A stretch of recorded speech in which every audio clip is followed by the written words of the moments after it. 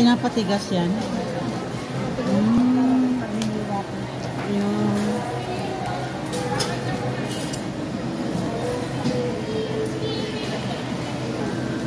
malagkit yan.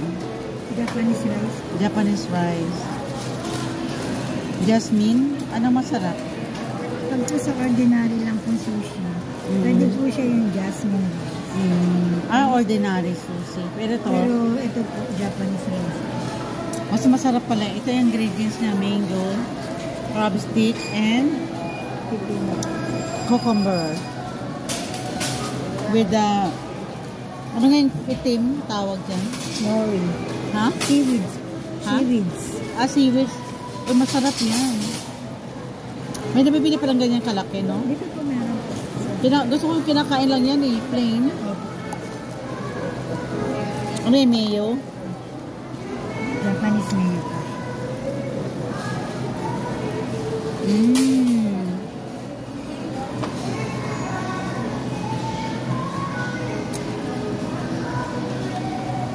Bumili na kami. Kumain na kami.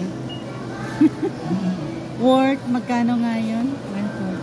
140 pesos. 1, 2, 3, 4, 5, 6, 7, 8, 9, 10, 11, 12, 13, 14, 15, 18 slices, ano? 17. Diba, nakakabusog na kasi because of the Japanese rice, special rice. Healthy po. Ito yun. Ito na yung finished product niya. Ito na.